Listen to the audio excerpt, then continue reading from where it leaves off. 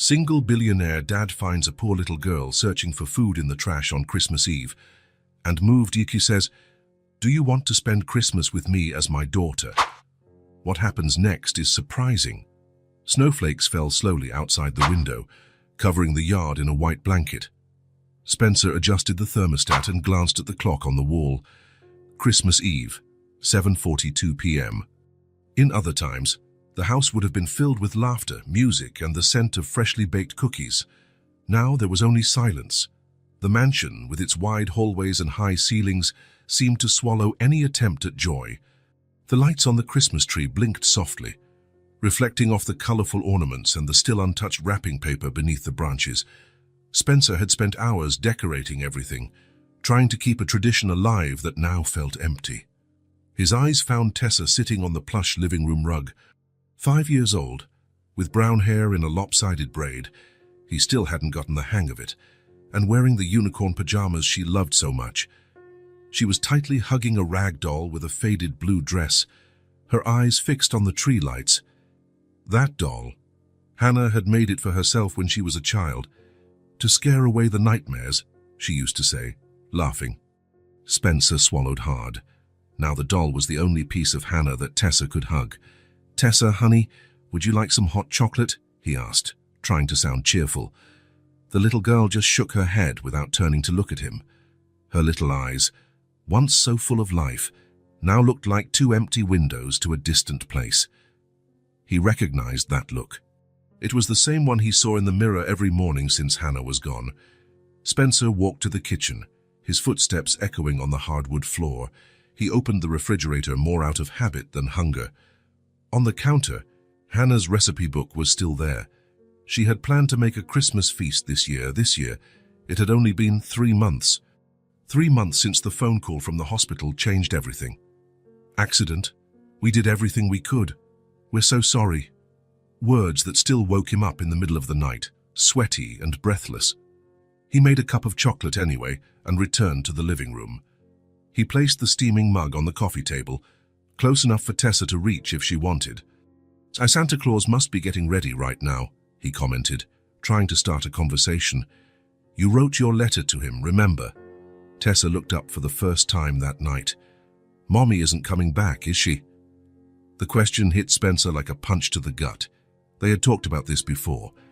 The concept of forever was too difficult for a 5-year-old to understand. "No, honey," he replied in a low voice, sitting down next to her on the rug. "Mommy isn't coming back, but she's always watching over us from a special place. Like heaven. Like heaven." Tessa looked back at the Christmas tree, hugging the doll even tighter against her chest. "As though she can see us right now." "Yes, she can. And she'll see Santa Claus too." Spencer felt a lump in his throat. "I bet she will." Tessa was silent for a few seconds, as if processing this information. Then she spoke in a whisper. "I asked for her to come back in my letter." Spencer closed his eyes for a moment. How could he explain to a child that some things even Santa Claus couldn't fix? "Tessa," he began, but the right words just wouldn't come. "It's okay," she said, surprising him. "My teacher said that sometimes we ask for things that can't happen." He looked at his daughter, so small and already having to deal with such big truths. He put his arm around her, and they sat in silence, watching the lights blink. Outside, the wind began to blow harder, making the snow dance in little swirls. Spencer remembered how much Hannah loved the snow. The year before, they had built 3 snowmen in the yard, one for each of them. Afterward, they came inside for hot chocolate, just like the one that was now getting cold untouched on the coffee table. "Want to open one present today?" he suggested, remembering their tradition. Hannah always let Tessa open one gift on Christmas Eve. The girl seemed to consider it for a moment, but then shook her head. "Sign tomorrow." Spencer nodded, respecting her decision. Something in her tone suggested she might still be hoping for a miracle, that maybe, if she waited until Christmas Day, her impossible wish might come true. The living room clock struck 8:30 p.m. Normally, Tessa would already be in bed by this time. "It's getting late, princess." "Time for bed. Can I stay a little longer?" she asked, her first sign of wanting something in weeks. "Just 10 more minutes," he agreed, feeling a small sense of relief at this little return of the Tessa he knew. Upstairs, Tessa's room waited with its stuffed animals arranged on the shelf, Spencer's work, trying to keep things as Hannah did. The pink curtains would filter the morning light when the sun rose, announcing Christmas. Presents would be under the tree. Breakfast would be special. He would do everything right. But nothing would fill the void that Hannah had left. Spencer looked out the window. The snow continued to fall outside, silent and steady. Some neighbors had already turned off their house lights. Others kept their Christmas decorations lit, illuminating the dark night. "Daddy," Tessa's voice brought him back. "Yes." "Would Mommy have liked our tree?" Spencer looked at the tree he had decorated alone, trying to imitate the style Hannah always used. White lights, red and gold ornaments, the star on top slightly crooked. "I think so, honey." "I think she would have loved it." Tessa nodded, satisfied, and went back to watching the lights. In that moment, Spencer promised himself that, somehow, he would find a way to bring the joy back to his daughter's eyes. He didn't know how, but there had to be a way. After all, Christmas had always been a time for miracles, even when they seemed impossible. After putting Tessa to bed, Spencer had trouble falling asleep. It was after 3 in the morning when he finally dozed off, only to be awakened a few hours later by the silence. It was strange how the absence of sound could be so disturbing. No hurried footsteps of Tessa running to see the presents, no excited shout of "Santa came." The clock read 7:13 a.m., Christmas. Spencer got up and put a robe on over his pajamas. He peeked into Tessa's room. She was still asleep, hugging her mother's doll. He decided not to wake her. He went downstairs and headed to the kitchen to make coffee. Through the window, he saw that the snow had piled up during the night, covering the entire yard like a soft blanket. As the coffee maker worked, Spencer noticed a movement outside, near the garage entrance. He frowned and moved closer to the window. Someone was going through the trash cans. At first, he thought it might be an animal, maybe a raccoon looking for food. But then he realized it was a figure far too small, wearing what looked like a large, worn-out coat. A child. Spencer felt his heart clench. A child rummaging through the trash on Christmas morning. Without a second thought, he put on his shoes and coat. The temperature outside was several degrees below freezing. The snow crunched under his feet as he walked toward the trash cans. As he got closer, he saw it was a little girl, probably not much older than Tessa. She was wearing an adult's coat that swallowed her. The sleeves rolled up several times so she could use her hands. Her dark hair was tangled and dirty, and her cheeks were red from the cold. She didn't notice Spencer approaching, focused on something she had found among the trash bags, a round worn button that she was examining as if it were a treasure. "Hello?" Spencer said, keeping his voice soft so as not to startle her. Even so, the girl jumped back like a wild animal, clutching the button tightly, her eyes wide with fear. She was ready to run. "I'm not going to hurt you," Spencer assured her, staying where he was. "It's cold out here. Don't you want to come inside and have something warm to drink?" The girl didn't answer, just watched Spencer with suspicion. Her eyes were a deep brown, but what was most striking was the weariness they held, the eyes of someone who had already seen too much for their age. "My name is Spencer," he continued, trying to smile. "I live in this house with my daughter, Tessa. She's 5. How old are you?" The girl hesitated, then held up an open hand, showing 5 dirty fingers. "5?" Spencer asked, and she nodded. "Are you hungry?" Another nod, more timid this time. Spencer noticed she was shivering despite the large coat. Her shoes were soaked through by the snow and she wasn't wearing gloves. From the state of her clothes and appearance, it looked like she had been on the streets for some time. "Where are your parents?" The girl looked down and didn't answer. Spencer understood he had touched a sensitive spot. He stood in silence for a moment, thinking about what to do. He couldn't just leave her there in the cold alone on Christmas morning. But he also knew he shouldn't force her. He needed to earn her trust. Slowly, he crouched down to her level, keeping a safe distance so as not to scare her further. He felt an impulse he couldn't explain. It wasn't just pity or the Christmas spirit. It was something deeper, as if this meeting had a greater purpose. With his voice trembling slightly from emotion and the cold, he asked, "Do you want to spend Christmas with me as my daughter?" The words came out almost without thinking. Spencer was surprised by what he had just said, but he didn't take back the offer. Something told him it was the right thing to do. The girl looked up, scared and exhausted. The initial fear seemed mixed with a flicker of hope so fragile it hurt to see. "I was looking for food," she finally said, her small voice almost swallowed by the wind. "It's really cold out here." Spencer nodded, his heart aching. "I have plenty of food inside, and it's warm." The girl looked at the house, then at Spencer, as if assessing whether she could trust him. After a moment that seemed to last an eternity, she took a hesitant step toward him. "What's your name?" he asked, relieved that she had accepted. "Ruby," she answered in a voice so low he almost didn't hear it. "Ruby," Spencer repeated, smiling. "That's a beautiful name." He held out his hand, and after a brief hesitation, she placed her small, cold fingers in his palm. Spencer wanted to pick her up and carry her quickly inside, but he knew he had to go slow. That trust was too fragile to risk. They walked to the house together, the snow crunching under their feet. Spencer noticed how Ruby looked at everything. The Christmas decorations in the yard, the lights on the porch, the big windows, with a mix of fascination and distrust, as if she feared it could all disappear at any moment. At the entrance, Spencer opened the door and gestured for her to go in first. Ruby took a step inside and stopped, amazed by the warmth that instantly enveloped her. Ruby entered slowly, looking at everything cautiously. Her eyes scanned the high ceiling, the decorated walls, the Christmas ornaments, and the lit-up tree in the living room. She seemed unsure of where to focus first, absorbing every detail as if trying to memorize it all. "What a beautiful house," as she whispered, still clutching the button tightly. "I've never had one." Spencer felt a lump in his throat. The simplicity of that sentence carried a world of hardship he could barely imagine. "Thank you," Ruby said suddenly, surprising Spencer. "Oh, for letting me in."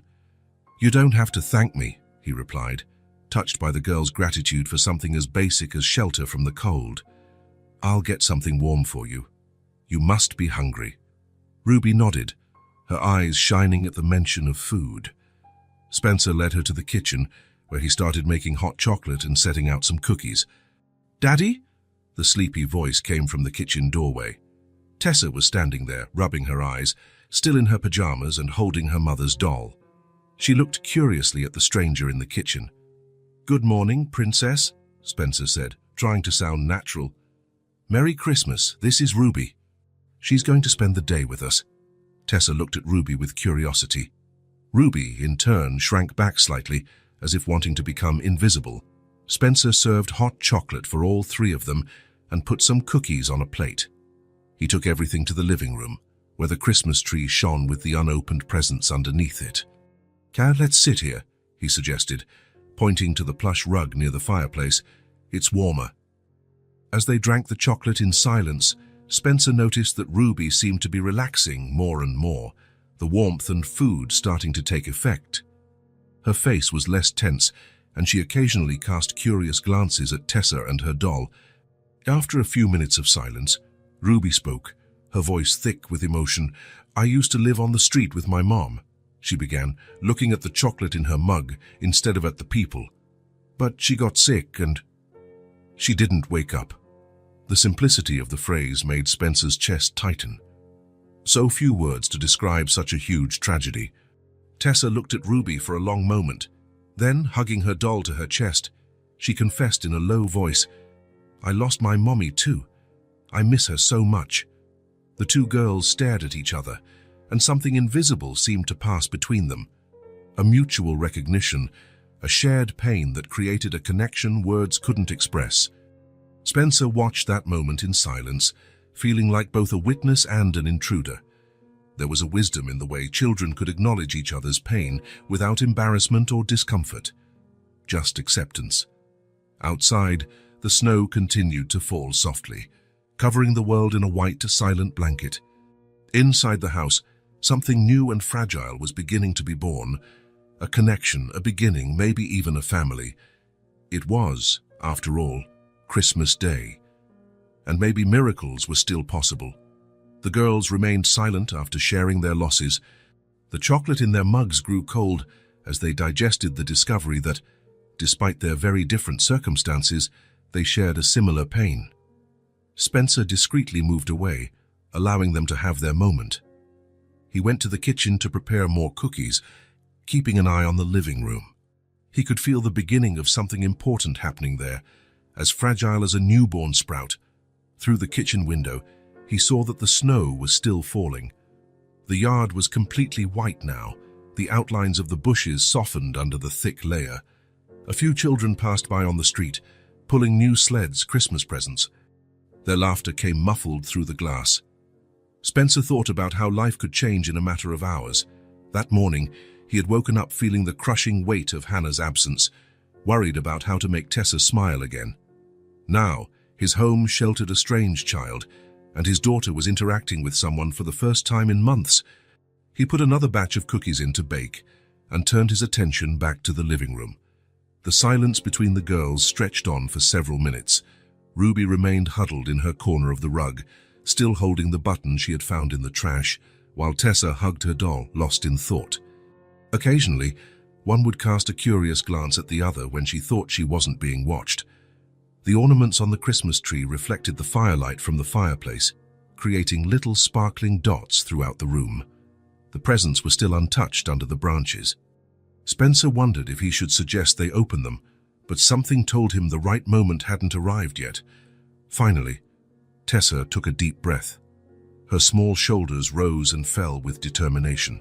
She hesitated for a moment, biting her lower lip as she always did when she was nervous, a gesture she had inherited from Hannah. Then she asked, "Do you want to play with me?" Her voice sounded shy yet determined. It was the first time in months that Spencer had heard his daughter invite someone to play. Since the funeral, Tessa had rejected all attempts at connection from her school friends, preferring to be alone with her dolls and her thoughts. Ruby looked at Tessa in surprise, as if she hadn't expected that. Her dark eyes widened slightly, and she shook her head awkwardly, not in refusal, but in a gesture that seemed to say, "I don't know how." Tessa seemed to understand.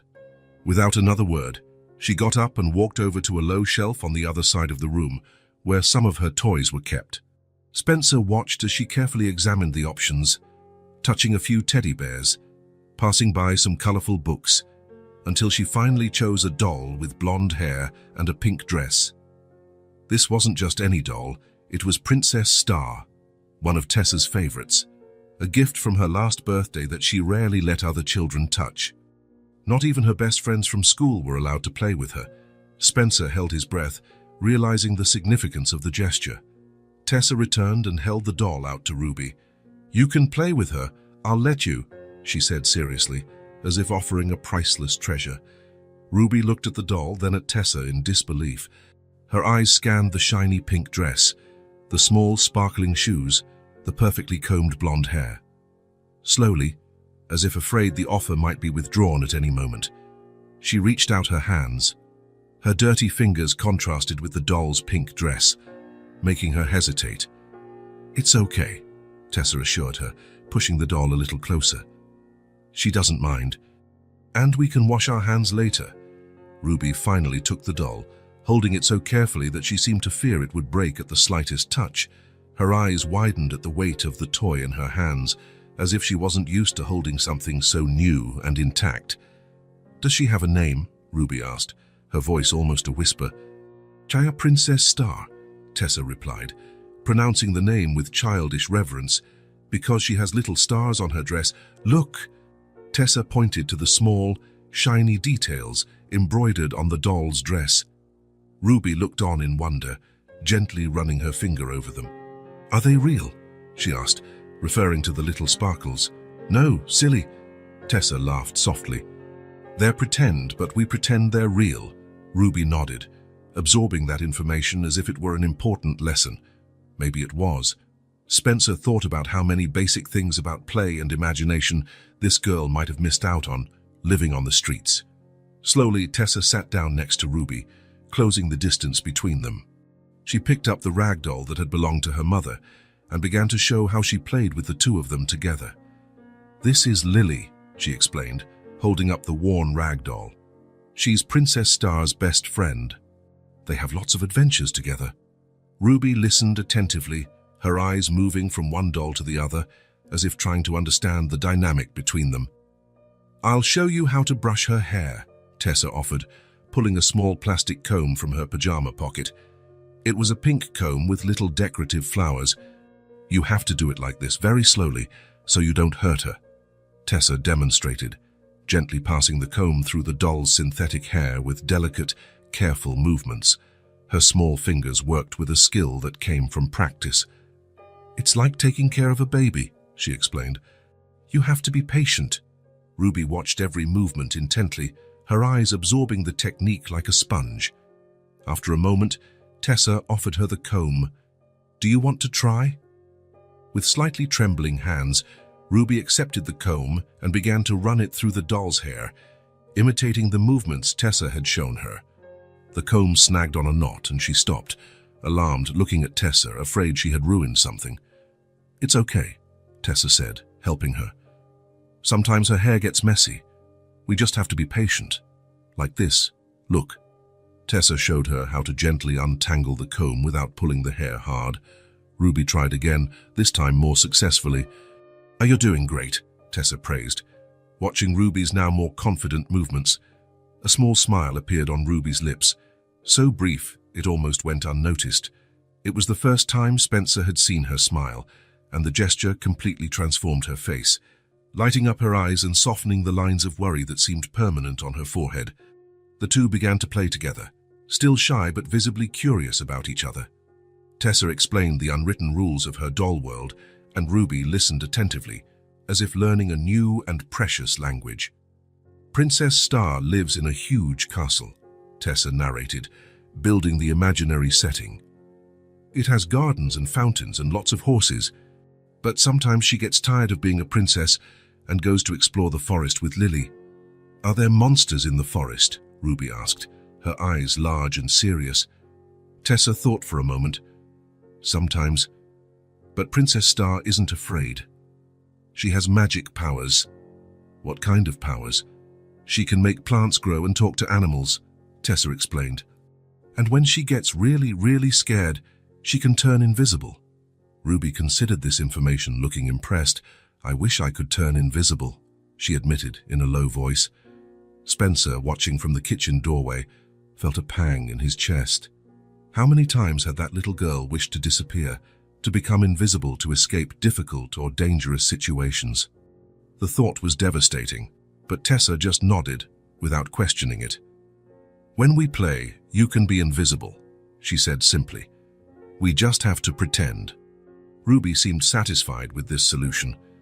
The two continued their game, building a story where the dolls explored enchanted forests and met magical animals. The world of the dolls expanded to include other adventures: underwater kingdoms, flights on friendly dragons, rescuing fairies trapped in spider webs. Spencer watched, feeling a flicker of hope grow in his chest. Seeing Tessa interact with another child, sharing her toys, explaining her games, these were things that hadn't happened in months. Since Hannah had passed, Tessa had closed herself off in her own world, even rejecting invitations from the children she used to play with at school. And there she was, building a bridge to someone else, someone who, like her, carried a loss too great for her small shoulders. The smell of freshly baked cookies filled the house. Spencer returned to the kitchen to take them out of the oven. As he set them out to cool, he could hear snippets of the girls' conversation: imaginary kingdoms, adventures in enchanted forests, rescuing princesses. Their voices, at first hesitant, were gaining confidence, and sometimes a shy laugh would escape. It was the first time in 3 months he had heard Tessa laugh. The daylight slowly faded, the golden rays of the winter sun giving way to the deep blue of twilight. Spencer realized it was already getting dark. Christmas was passing without them having opened the presents or done any of the traditions he had planned. Curiously, that no longer seemed so important. He looked at the clock, almost 6 in the evening. It was time to think about dinner. He had bought a small turkey and prepared some side dishes the day before, thinking it would be just him and Tessa. Now, there was one more person at the table. The thought made him smile. He returned to the living room, where the girls were still absorbed in their game. The dolls were now carrying out a complex rescue of a prince trapped in a tower. "Girls, want to have dinner with me?" he called, gently interrupting their play. The two looked at him as if they had forgotten his presence. Tessa nodded immediately, getting up. Ruby seemed less certain, looking at the doll in her hands as if she didn't know what to do with it. "You can bring the doll," Tessa said, noticing her hesitation. "She can have dinner with us. Lily is coming too." Ruby smiled again, a small but real smile, a little more confident than the first. Spencer felt a wave of gratitude for his daughter, for her sensitivity in understanding what Ruby needed, without anything being said. In the kitchen, Spencer had already set the table with the best china, the porcelain plates with gold rims that were usually saved for special occasions. He lit 2 candles in the center of the table and placed the turkey on a large platter, surrounded by roasted potatoes, corn, gravy, and other typical Christmas dishes. "We need to wash our hands before we eat," he reminded them, leading the girls to the kitchen sink.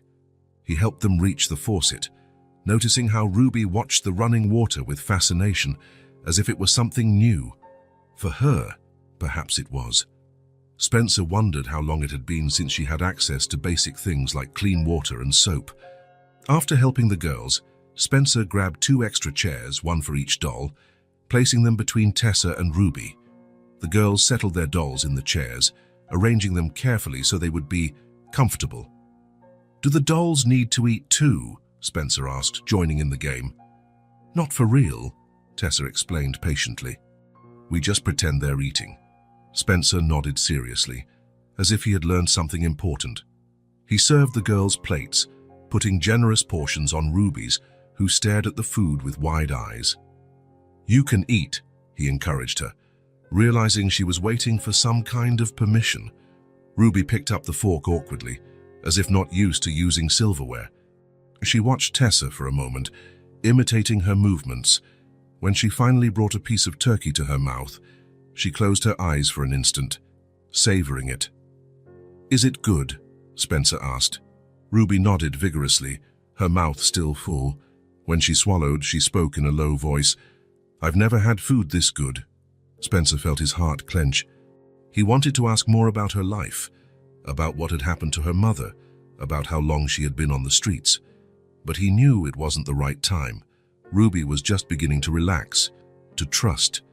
Too many questions might make her shut down again. At the table, as they ate, Spencer noticed how Ruby looked at every detail with a mix of fascination and fear. The folded napkins, the crystal glasses, the lit candles in the center of the table. Her eyes scanned the room as if she were in a museum, where everything could be admired but not touched. Tessa chatted excitedly about other Christmases, about presents she had received in previous years, about how they used to build snowmen in the yard. Ruby listened attentively, her eyes shining with the stories of a life so different from her own. At one point, when there was a pause in the conversation, Ruby spoke, her voice thick with emotion. "Sometimes I slept in a box, to stay out of the wind." The comment, so simple and honest, landed like a stone in the middle of the conversation. Tessa stopped talking and looked at Ruby, her eyes welling up with an understanding of what that meant. Spencer felt a lump in his throat. The image of that tiny girl sleeping in a cardboard box in the cold was devastating. "And where did you sleep last night?" he asked gently. Ruby looked away, embarrassed. "In the alley behind the market. There were some big boxes there." Spencer took a deep breath, trying to control the emotion that threatened to overflow. He thought about what he should do. Technically, he should call social services. It was the correct procedure, but it was Christmas. No one would answer until after the holiday, and the idea of sending Ruby back to the street was unthinkable. "It's very cold tonight," he finally said. "If you want, you can sleep here. Just for tonight." Ruby's face lit up with hope, but she quickly tried to hide it, as if afraid to show too much. "Can I?" she asked, almost inaudibly. "Of course," Spencer confirmed. "We have a guest room you can use." "She can sleep in my room," Tessa offered excitedly. "I have a big bed." Spencer smiled at his daughter's enthusiasm, but shook his head. "I think it's better for Ruby to have her own space tonight, to get a good rest." After dinner, while Tessa helped clear the table, a task she usually rejected, Spencer prepared the guest room.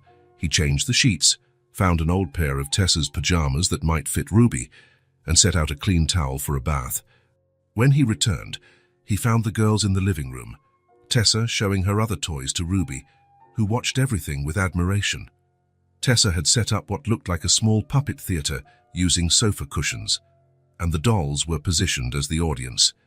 "Ruby, how about a warm bath before bed?" Spencer suggested. "I've set out some clean clothes that I think will fit you," Ruby agreed shyly, following Spencer to the bathroom.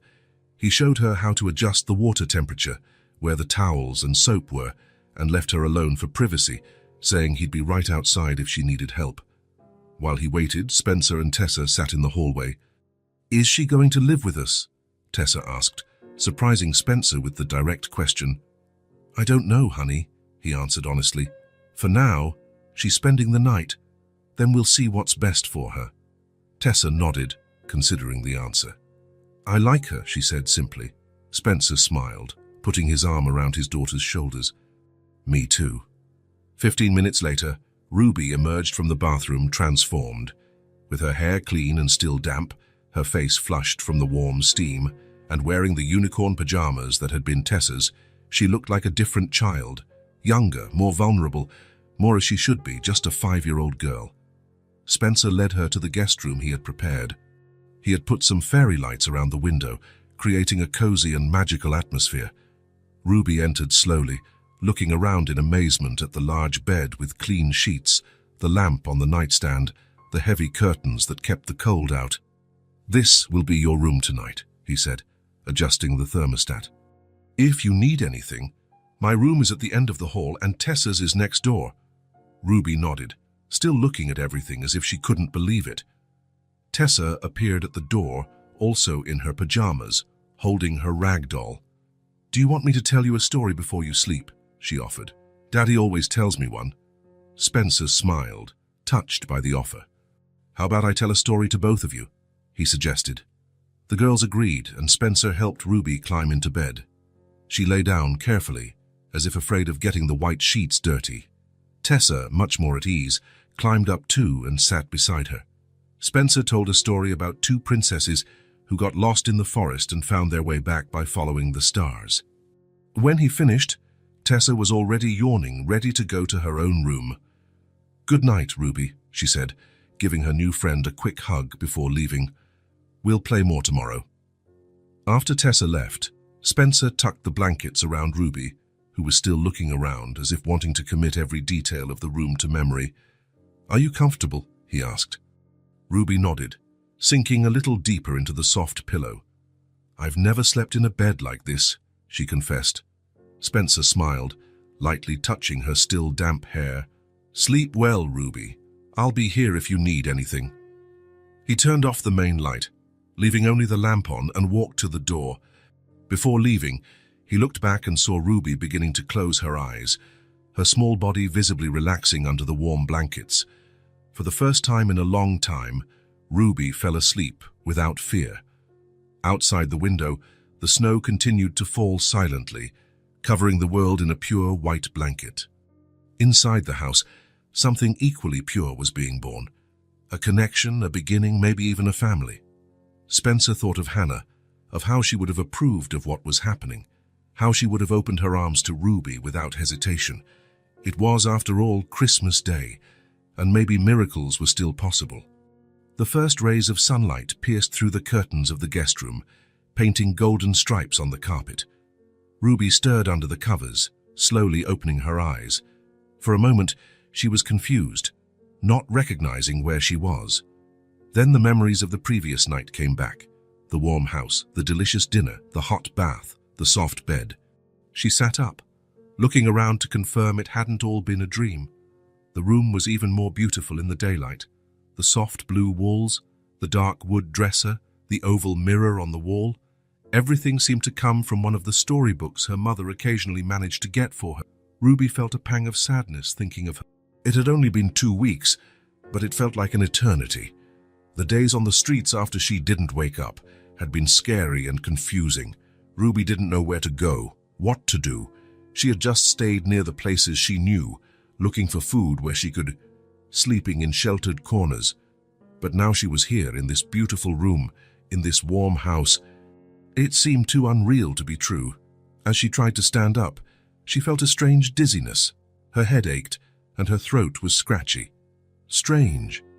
Maybe it was from sleeping so much. She couldn't remember the last time she had slept a whole night without waking up several times, scared by noises or the cold.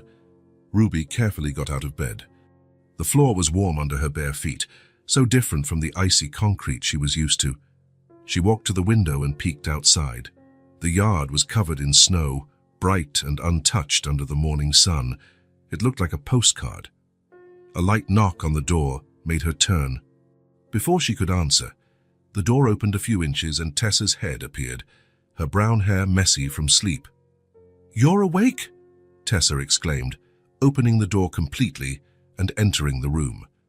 She was wearing different pajamas from the day before, these with little penguins printed on them. "Merry Christmas." Ruby blinked, surprised. She had completely forgotten it was Christmas Day. "Merry Christmas," she replied, her voice coming out hoarser than she expected.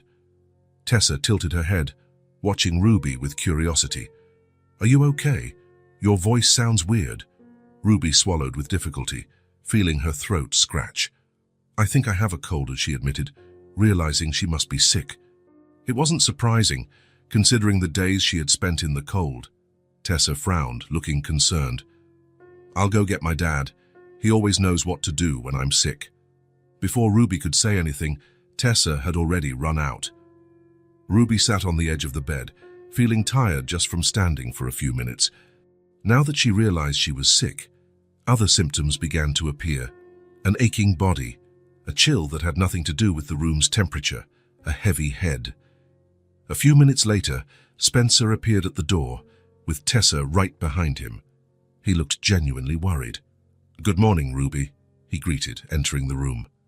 "Tessa told me you're not feeling well." Ruby nodded, not trusting her voice to say more than necessary. Spencer came closer and gently placed his hand on her forehead. "You're warm," he noted, frowning. "I'll get a thermometer." While Spencer left the room, Tessa approached Ruby, sitting beside her on the bed. "Don't worry," she said with the wisdom of a child who had been through many colds. "Daddy always makes me feel better really fast when I'm sick. He makes tea with honey and tells stories." Ruby tried to smile, but even that small effort felt tiring. Spencer returned with a thermometer, a glass of water and a small box of medicine. He asked Ruby to open her mouth and place the digital thermometer under her tongue. 100.48, he read when the device beeped. "It's not too high, but we need to take care of it." With an efficiency that came from experience, Spencer gave Ruby some fever medicine, making sure she took it with a full glass of water. "I'll make some tea that will help your throat," he said, "and bring some more blankets. In the meantime, you should stay in bed." Ruby obeyed, lying down again. Spencer adjusted the pillows so she was propped up, more comfortable for breathing. "I can turn on the TV for you to watch cartoons," Tessa offered. "I always watch them when I'm sick." Spencer smiled at his daughter. "Great idea, Tessa.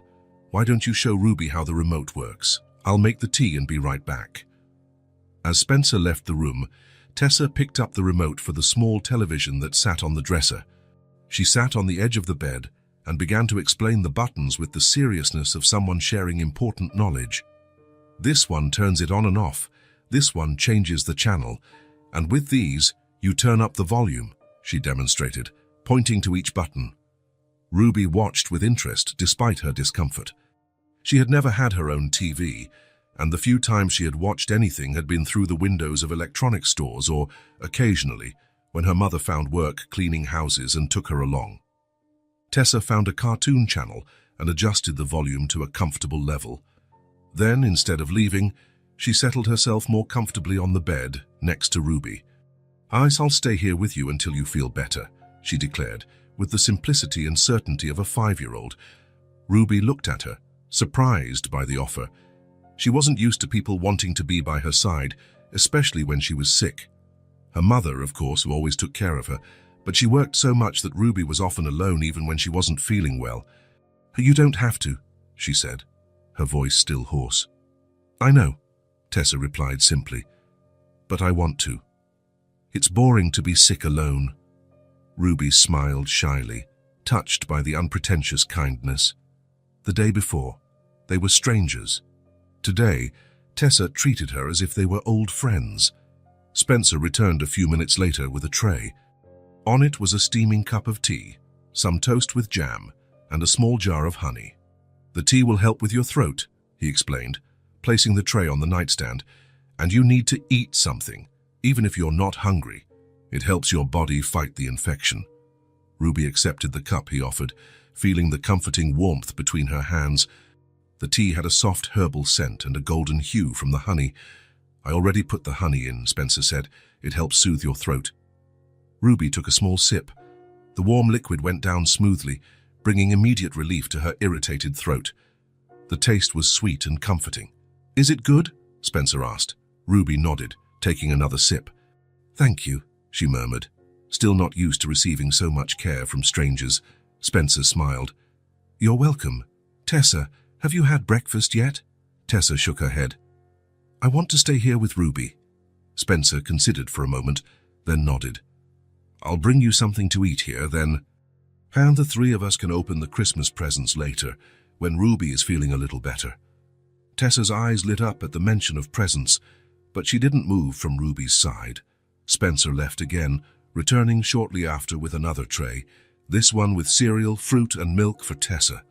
Throughout the morning, Spencer came in and out of the room, checking Ruby's temperature, bringing more water, adjusting the blankets. Tessa remained by her new friend's side, watching cartoons, occasionally explaining what was happening on the screen when she realized Ruby didn't know the story. Around noon, Ruby began to feel a little better. The medicine had helped bring the fever down, and the tea had eased the pain in her throat. She still felt tired, but not as bad as when she woke up. "Do you want to draw with me later?" Tessa asked, noticing the improvement. "I can get my colored pencils." Ruby considered the offer. Drawing sounded fun, something she hadn't done in a long time. "Do I'd like that," she answered, her voice still hoarse but a little stronger. Tessa smiled, excited, and ran to get her drawing supplies. She returned minutes later with a box of colored pencils, some crayons, and several sheets of paper.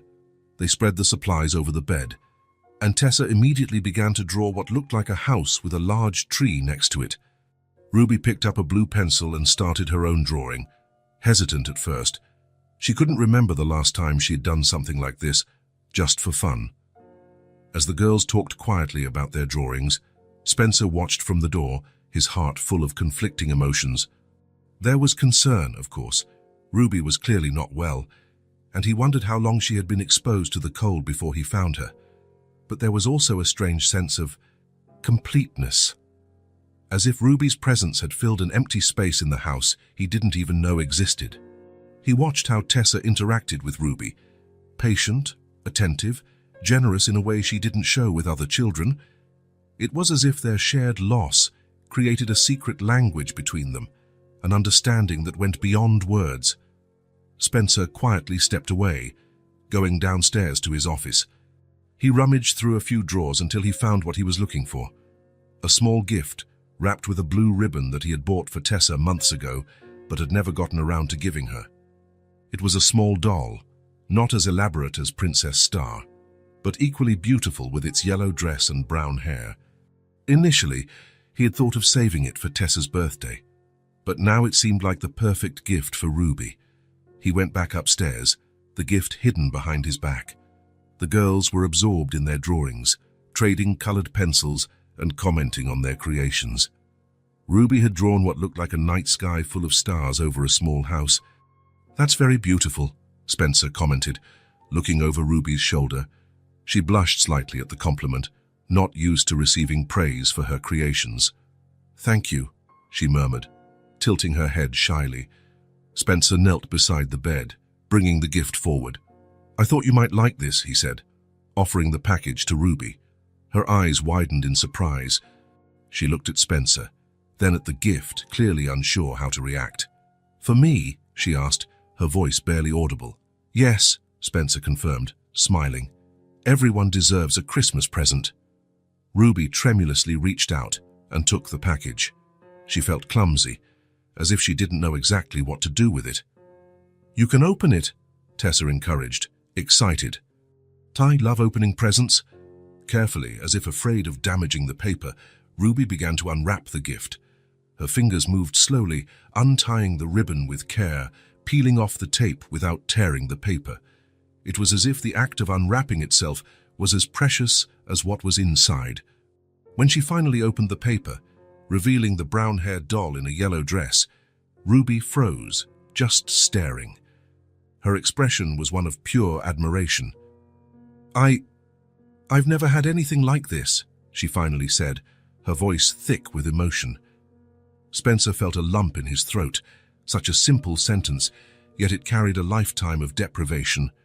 "She's beautiful," Tessa exclaimed. "What are you going to name her?" Ruby touched the doll's face with her fingertips, as if touching something alive and fragile. "I don't know," she admitted. "I've never named a doll before." "You can take your time to think," Spencer said. "There's no rush." Ruby nodded, still amazed by the gift. Tessa was already chattering about how the new doll could be friends with Princess Star and Lily, planning adventures for the trio. The rest of the day passed peacefully. Ruby's fever returned in the mid-afternoon, but another dose of medicine and more tea helped control it. Spencer brought a light lunch, chicken soup and toast, which Ruby managed to eat a little of. Later, the girls opened the other Christmas presents, with Tessa insisting that Ruby help her, including her in the celebration as if she had always been a part of it. As the sun began to set, casting orange shadows across the room, Ruby seemed tired again. Spencer suggested she rest for a bit, and even Tessa agreed it was time for a break from playing. "I'll prepare something light for dinner," Spencer said. "Tessa, why don't you come help me in the kitchen and let Ruby rest for a bit?" Tessa reluctantly agreed, promising to be back soon. After they left, Ruby was alone with her thoughts and her new doll. She looked at the toy in her hands, still barely believing it was hers. A gift, given freely with nothing expected in return. The family's generosity confused her. Why were they being so nice to her? How long would it last? In her short life, Ruby had already learned that good things rarely lasted. Her mother always said they shouldn't get attached to places or things. They never knew when they would have to leave. At the end of the day, when Spencer returned with a tray of hot soup and bread, Ruby had made a decision.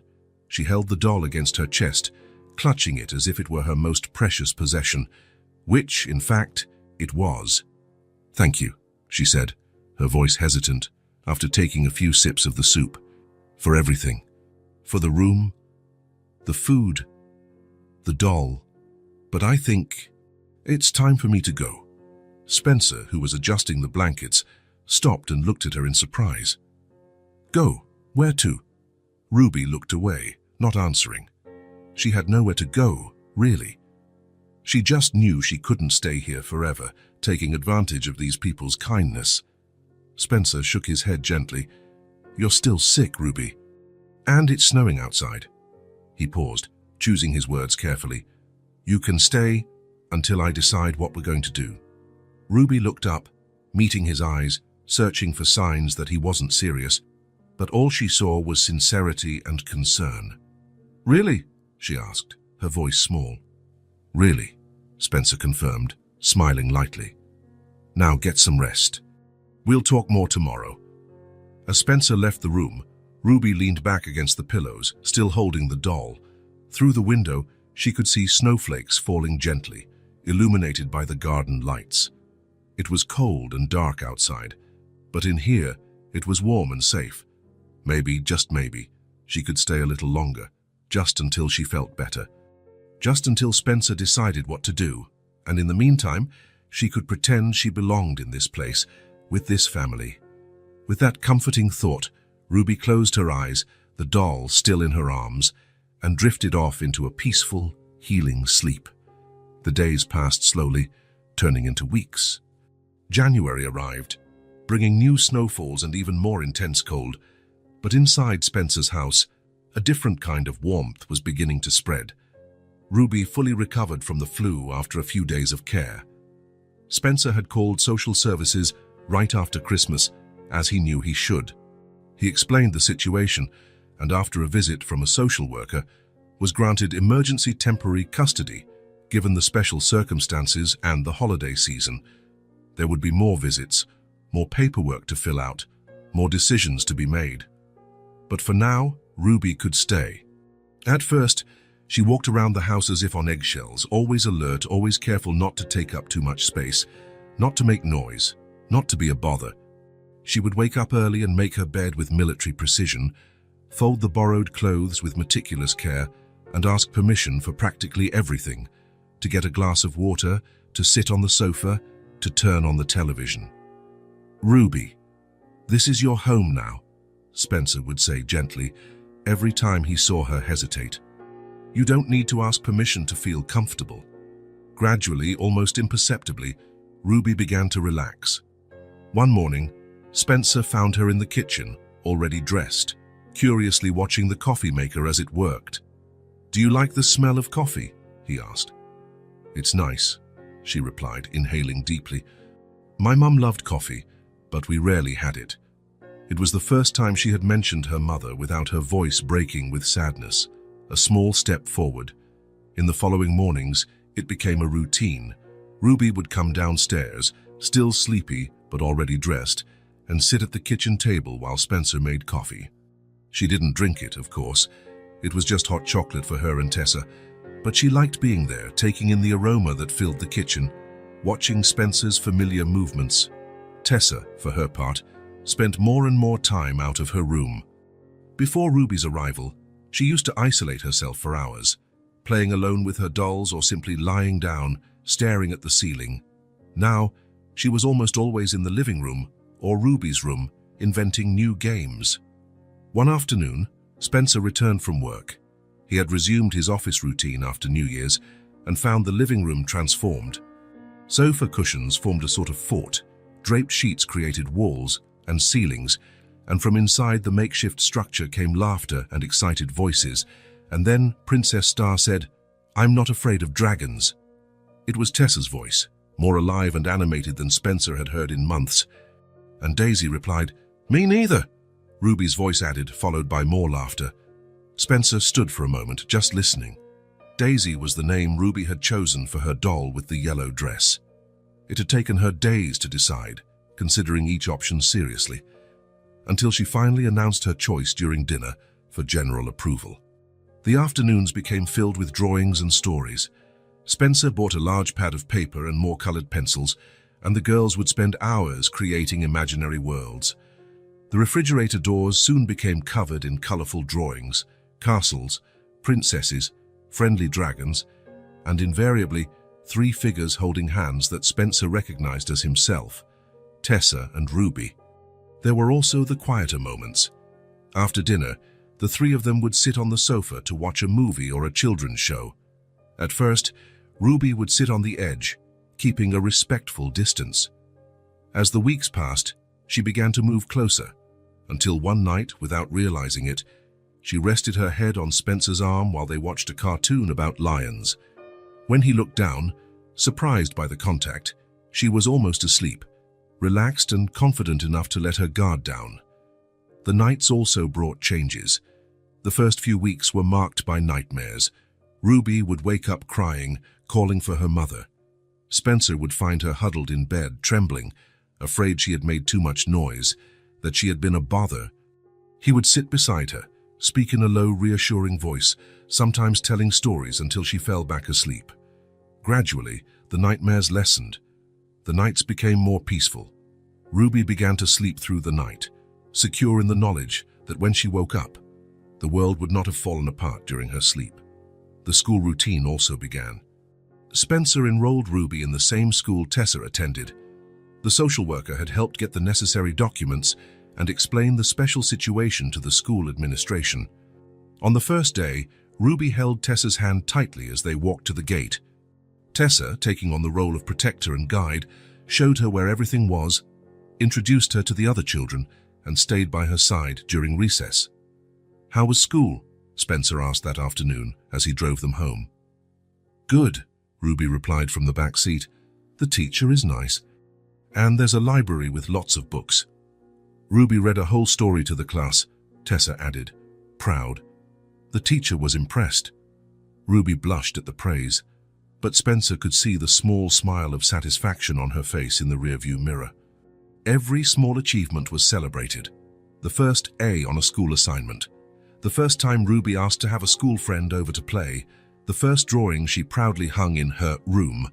No longer the guest room, but Ruby's room, with newly painted light green walls, her favorite color, and shelves for her new books and toys. For Spencer, the changes were just as profound. The pain of losing Hannah hadn't disappeared. It would never completely go away, but it now shared space with other feelings. There was purpose in caring for two young children, in ensuring they both felt safe and loved. There was joy in seeing Tessa return to being the lively girl she was before, and in witnessing Ruby blossom from a scared, distrustful child into a curious and increasingly confident little girl. The mornings became moments of anticipation, no longer of heavy silence. The sound of little footsteps running down the hall, muffled laughter coming from some corner of the house, lively discussions about which cartoon to watch. The house was alive again. Spencer often watched all of this from the doorway. He would stop for a moment on his way to the kitchen or the office and just watch the two girls playing, drawing, talking in their own secret language. He felt his heart expand with something he recognized as gratitude.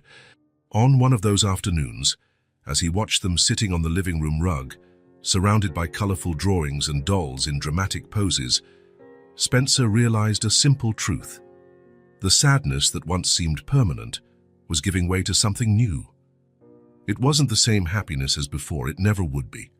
It was a different kind of joy, more mature perhaps, born from the recognition of life's fragility and the preciousness of shared moments, a joy that, little by little, was once again filling every corner of the house and his heart. February arrived with biting winds and afternoons that darkened early. The snow that fell was no longer the fluffy, inviting snow of December, but a hard, persistent snow that piled up on the sidewalks and made the streets slippery. The trees, with their bare branches, looked like charcoal drawings against the grey sky. Spencer was in his home office, reviewing some work documents.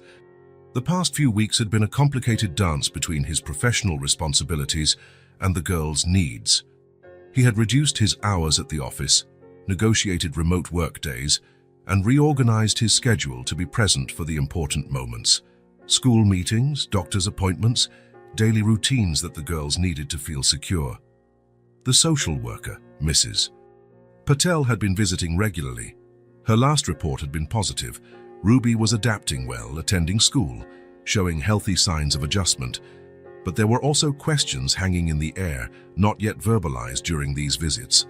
What would the permanent arrangement be? Were there other relatives who might take custody? What was the long-term plan?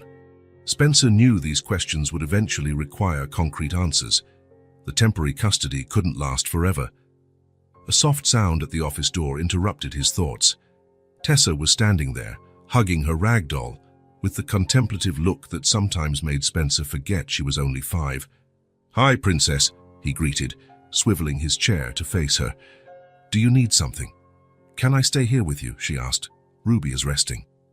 Ruby had caught a slight cold, nothing as serious as the first time, but her teacher had suggested she stay home for a day or two. Tessa, ever the protector, had insisted on staying with her during the morning, telling stories and offering water like a miniature nurse. "Fair, of course," Spencer replied, opening his arms. "Come here."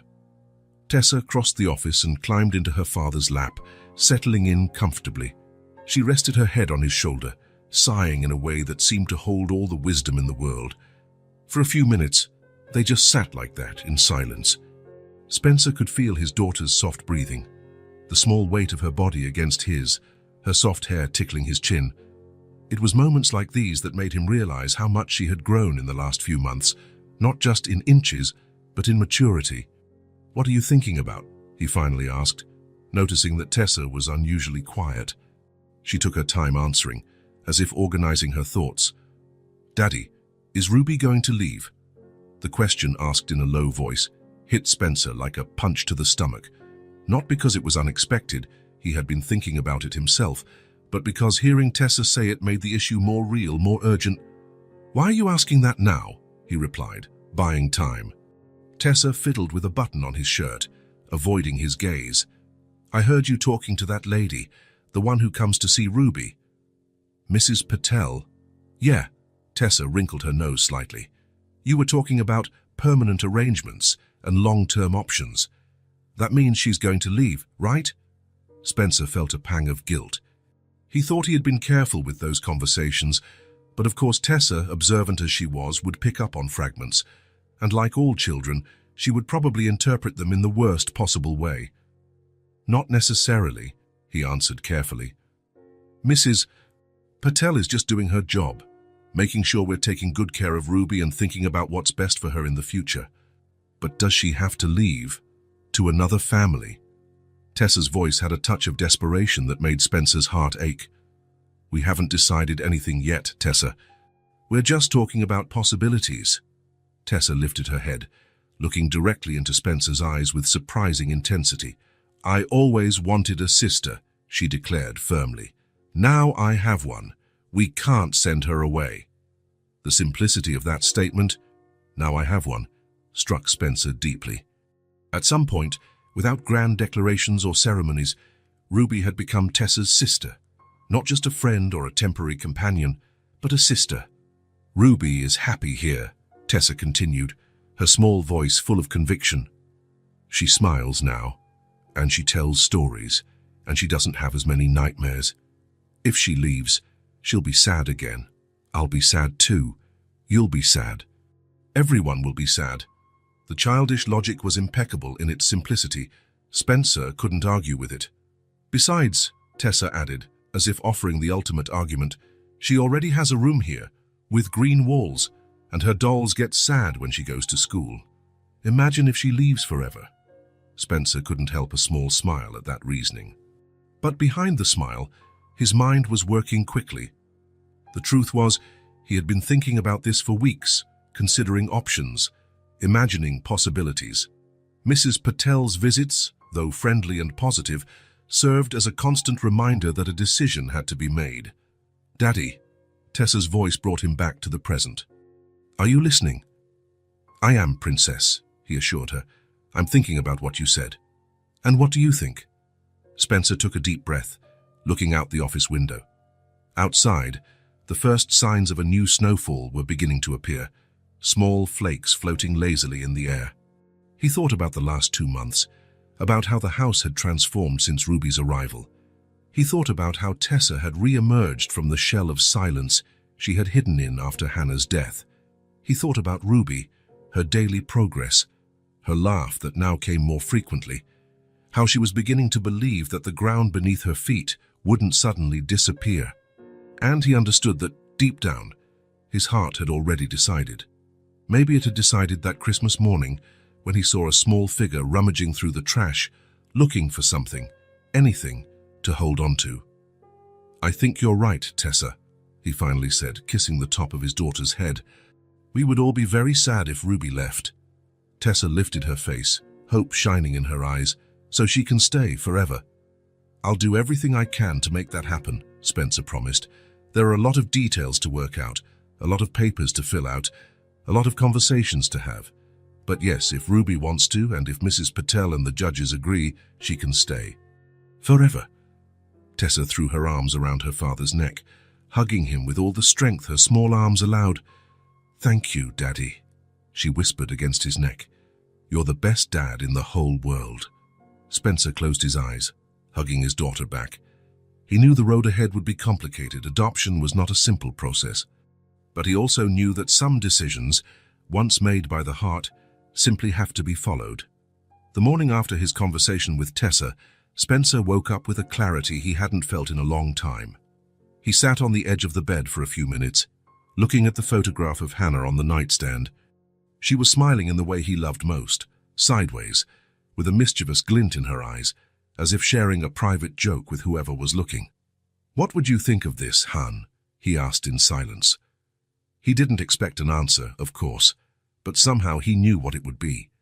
Hannah had always had an open heart, an infinite capacity to love. She would have brought Ruby inside without a second thought. After breakfast, while the girls were distracted watching cartoons in the living room, Spencer retreated to his office and made the call. Mrs. Patel answered on the second ring. "Mr. Lawson, what a surprise. We only had a visit scheduled for next week." "I know," he replied, his voice firmer than he expected. "But I've made a decision and I didn't want to wait. I would like to start the adoption process for Ruby." There was a brief silence on the other end of the line. "I see," she finally said, and Spencer detected a note of satisfaction in her voice. "I must confess, I suspected this would be the outcome. I can see how well Ruby has integrated into your family." "So, is it possible?" Spencer asked, surprised by how easily she accepted the idea. "Possible, yes. Easy or fast, no," Mrs. Patel warned. "There are many steps in the adoption process. Additional evaluations of your financial and psychological situation, a full background check, more home visits, preparatory courses for adoptive parents. And, of course, we need to consider if there are any of Ruby's relatives who might claim custody. As far as we know, there's no one," Spencer said. "Her mother had no contact with her family from what Ruby says." "Even so, we'll have to verify," the social worker insisted. "It's standard procedure. But if there really are no relatives, and considering that Ruby is already settled in your home and has a strong bond with you, your chances are good." Spencer felt a cautious sense of relief. "What do I need to do now?" "I'll email you the initial forms today. Fill them out carefully. We'll schedule a meeting to discuss the next steps." She paused. "And Mr. Lawson, have you spoken to Ruby about this?" "Not yet," he admitted. "I wanted to be sure it was a real possibility before getting her hopes up." "Understandable. But that conversation needs to happen soon. Her opinion is crucial in this process, especially since she's old enough to express her wishes." "I'll do it today," Spencer promised. After hanging up, he sat for some time, organizing his thoughts. The conversation with Mrs. Patel had made everything more real. There was a long road ahead, full of bureaucracy and uncertainty, but the first step was taken. He took a deep breath and went back to the living room. The girls were still there, but the cartoon had ended. Now they were playing with their dolls, creating some complex story involving dramatic rescues and magic powers. "Ruby," he called softly, "can we talk for a minute, just the two of us?" Ruby looked up, surprised. Tessa looked from one to the other, curious. "Is it a secret?" Tessa asked, slightly offended at being excluded. "Not exactly," Spencer replied with a gentle smile. "But I need to talk to Ruby first and then we'll tell you, I promise." Tessa considered for a moment, then shrugged, turning her attention back to the dolls. "Okay, but don't take too long." Ruby followed Spencer to the kitchen, her face a mix of curiosity and apprehension. Since she had arrived, private conversations usually meant some kind of change. The social worker's visit, starting school, new rules or routines. Spencer gestured for her to sit at the table and took a seat beside her, rather than across from her. He wanted this conversation to be as equal as possible, not a declaration of authority. "Ruby," he began, choosing his words carefully, "you've been with us for almost 2 months now. How do you feel living here?" The girl thought for a moment, her fingers playing with the edge of the tablecloth. "Good," she finally answered. "I like it here. Are you happy?" A small smile appeared on her lips. "Yes." Spencer nodded, encouraged by her direct response. "I called Mrs. Patel this morning," he continued. "Do you know what adoption is, Ruby?" Her eyes widened slightly, but she shook her head. "It's when someone becomes a mother or father to a child they didn't give birth to," Spencer explained gently. "The person chooses the child to be part of their family forever. And the child also gets to choose if they want to be part of that family." Ruby listened intently, absolutely still. "Ruby," Spencer looked directly into her eyes, speaking with all the sincerity he could muster. "Do you want to be my daughter? Officially? Do you want me to be your dad, not just temporarily, but forever?" The question hung in the air between them. Ruby looked at Spencer as if trying to read beyond his words, searching for any sign that it wasn't real, that there was some catch or hidden condition. I know I can't replace your mom, he continued, when the silence stretched on. No one ever could. She will always be your mum, and you can always love her and remember her. But if you want, we can be your family now. Tessa already thinks of you as a sister, and His voice faltered slightly. I would love to be your dad. Ruby remained silent, her eyes fixed on him, but Spencer could see the emotions passing over her face like clouds in a summer sky. Surprise, disbelief, fear, hope. You don't have to answer now, he assured her. It's a big decision. You can think about it. Yes, Ruby interrupted, her voice almost a whisper. Yes. I want to, she confirmed, a little louder. I want to be your daughter. Something broke inside Spencer, a final barrier he didn't even know was there. He held out his arms, and Ruby launched herself into them, burying her face in his chest. I'm going to call Child Protective Services today, he said, his voice thick with emotion. We're going to start the adoption process. Ruby took a moment to react to the words. She was completely still in Spencer's arms, as if afraid any movement might undo the moment. Then, slowly, her body began to tremble. They weren't audible sobs, but silent tears that soaked Spencer's shirt. Just then, Tessa appeared in the kitchen doorway, drawn by the prolonged silence. What happened? She asked, alarmed at the sight of the tears. Why is Ruby crying? Spencer extended an arm, inviting her to join the hug. Ruby is going to stay with us forever, he explained. And we're going to adopt her. She's going to be your sister, officially. Tessa's eyes lit up. Really? Forever and ever? Spencer nodded, and Tessa rushed to them, throwing her arms around Ruby, hugging her with all the strength her little arms could manage. I knew it, she exclaimed, practically jumping with joy. I knew you were going to stay. Now we're real sisters. Ruby finally lifted her face, tears still streaming down her cheeks, but now accompanied by a shy smile. Spencer closed his eyes, holding both girls against his chest. He felt something happening inside him, a subtle but profound transformation. The pain of losing Hannah, so sharp and persistent for so long, hadn't completely vanished. It never would. But it was changing into something new, a renewed ability to love, to build, to look toward the future instead of being trapped in the past. It wasn't replacement, but transformation, pain turning into purpose, loss making way for a new kind of love. In the girls' laughter, one exuberant, the other still hesitant but real, Spencer found the certainty that they were all together, building something new from the fragments of what had been lost. A family. The next morning dawned with a surprisingly blue sky, as if the universe itself wanted to celebrate the family's decision. The snow that had fallen during the night glistened under the winter sun, turning the outside world into a fairy tale scene. Spencer woke up early, his head full of plans and forms to fill out, phone calls to make, procedures to follow. The adoption process would be long, Mrs. Patel had made that clear, but he was determined not to waste time. But today would not be a day for bureaucracy. Today would be a day for celebration. He went downstairs and found the girls already in the kitchen, still in their pajamas, trying to make breakfast. Tessa was standing on a stool, reaching for the cereal in the cupboard, while Ruby placed bowls on the table with meticulous care. Good morning, Spencer greeted, hiding a smile at the scene. I see we have some early bird chefs today. We were making a surprise for you, Tessa explained, balancing the cereal box. But you woke up too early.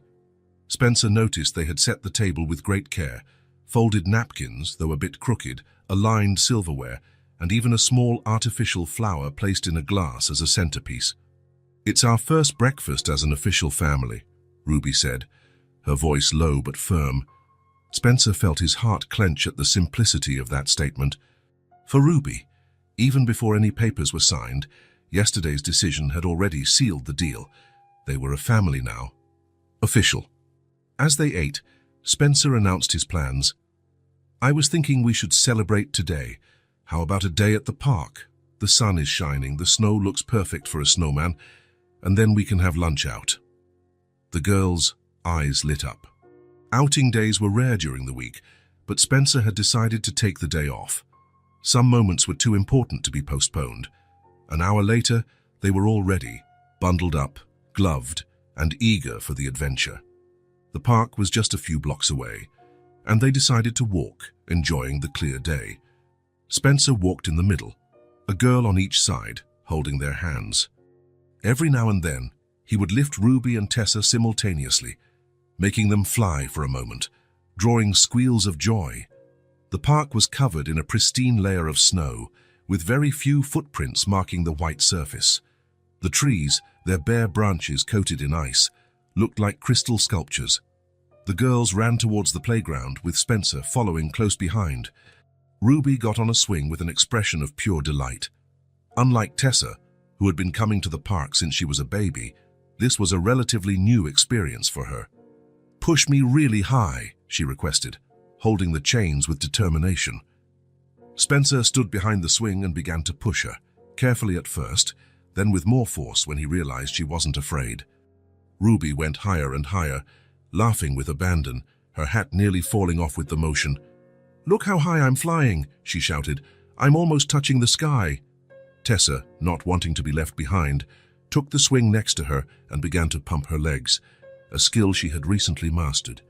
Spencer alternated between pushing one and the other, marveling at the simple joy a swing could provide. He watched Ruby's face especially, the way she closed her eyes at the highest points, as if savoring the feeling of freedom, of being suspended in the air for a brief moment. "Look, Daddy!" Ruby called, hanging upside down from a horizontal bar. It was the first time she had called him Daddy, spontaneously, without hesitation. The word came out so naturally that Ruby didn't even seem to notice, but Spencer felt as if someone had squeezed his heart. After the swings came the slides, the climbing bars, the merry-go-rounds. The girls explored each piece of equipment with renewed enthusiasm, calling Spencer to see their feats, competing playfully, encouraging each other.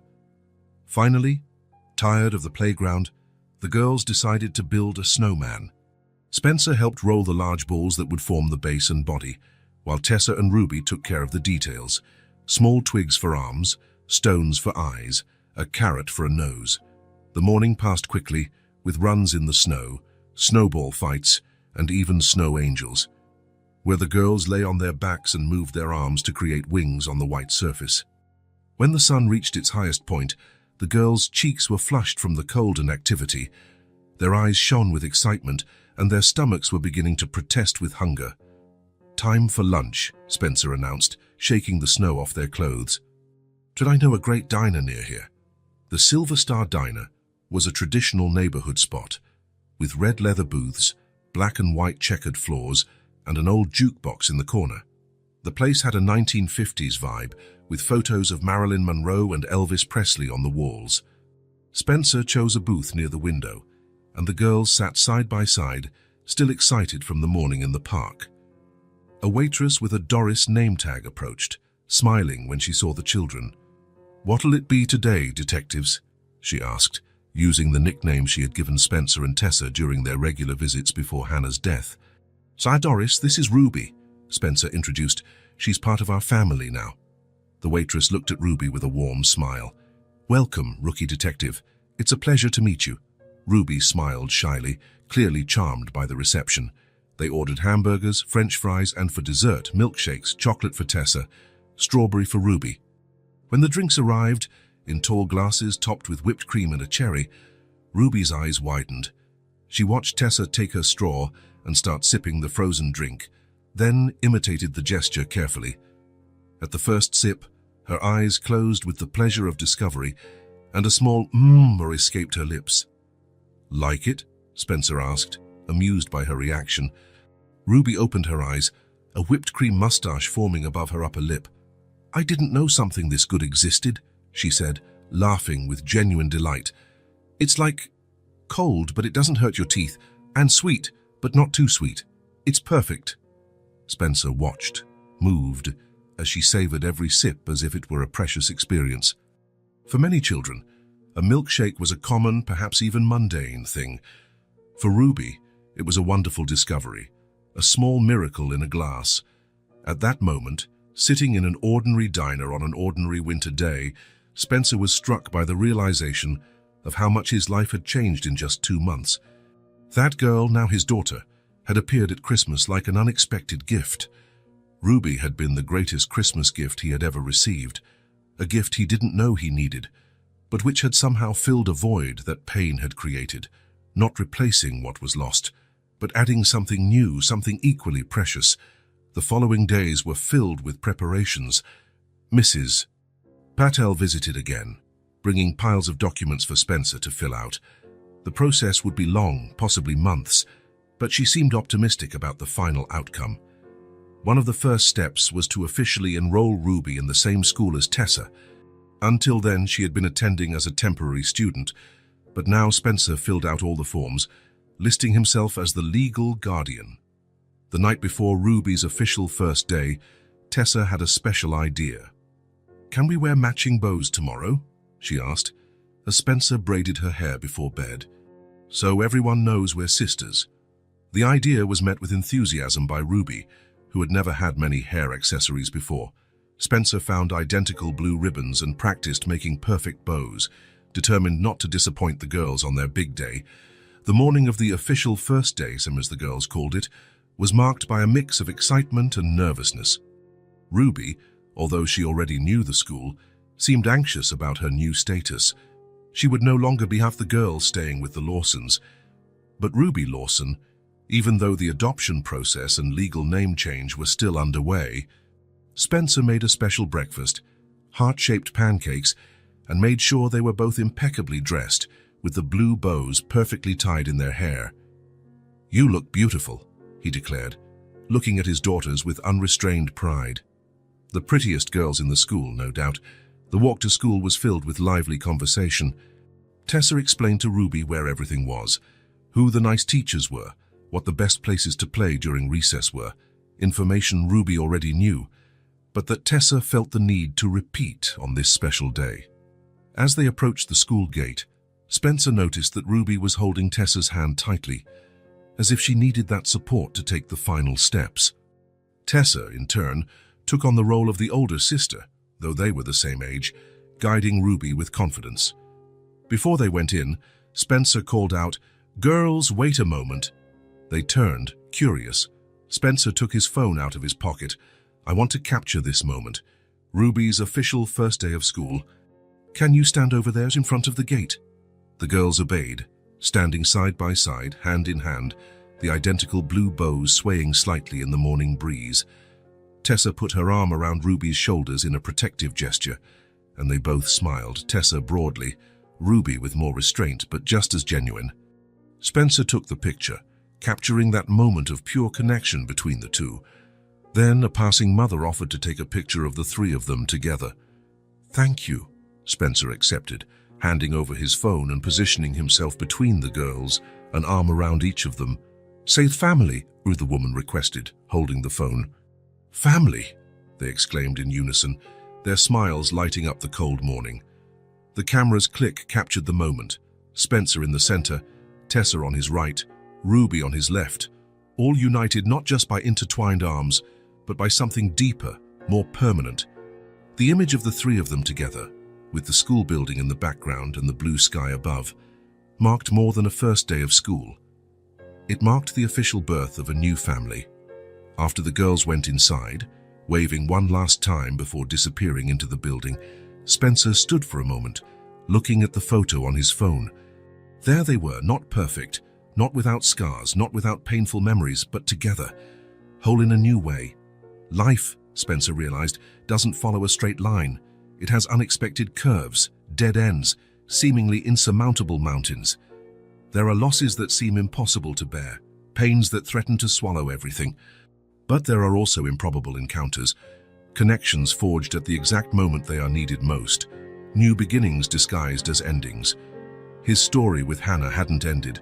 It would always continue within him, within Tessa, in the memories they kept alive, in the love that would never disappear.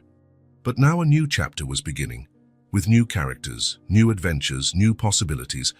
Spencer put the phone in his pocket and walked back home, feeling the winter sun on his face. The road ahead would be long, with paperwork, hearings, maybe even unexpected obstacles. But for the first time in a long time, he felt truly hopeful.